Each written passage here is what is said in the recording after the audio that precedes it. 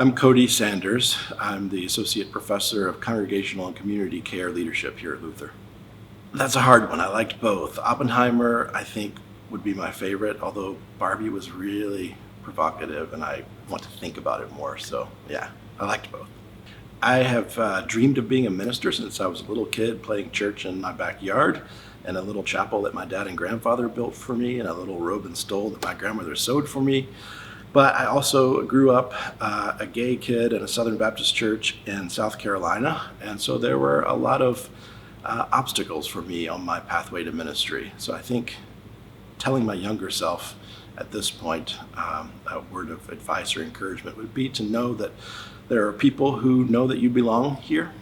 There are churches that will welcome and embrace you, and that this tradition belongs to you as much as to anyone else, no matter what anyone tells you. Well, I love taking walks, and I love getting coffee, either in person or over Zoom. I'm always up for invitations to get together in those ways. I think the most important statement that I could make to queer people about what I've learned as a queer minister and theologian and professor is that your life and your experience and your faith practice is a well of wisdom, that you have much to teach the church if churches can ask compassionately curious questions about your experience. So it's not just a question about whether or not you belong in a certain place. It's about what you're bringing out of your own sense of deep wisdom and knowledge and faith that will enrich the entirety of the church. This fall, I'm teaching grief and loss.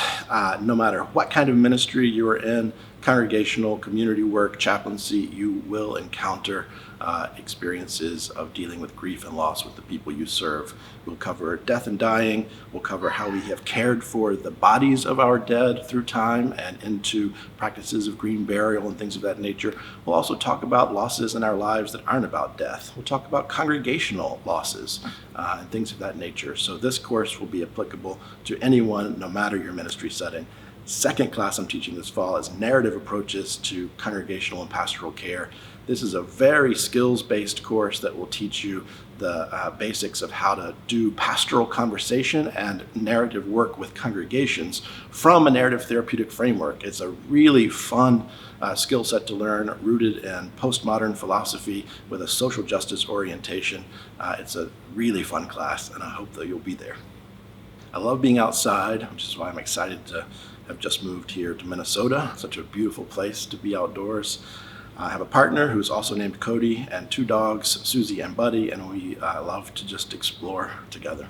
This is Buddy, one of my two dogs. He's a German Shepherd Husky mix. Wow, look at the camera.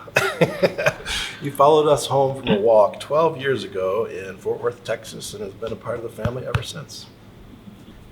Yeah, I think in this multi-species configuration here, the blessing that I would give is a prayer that the Spirit of life would breathe in you and through you the new life that God is breathing into this world. But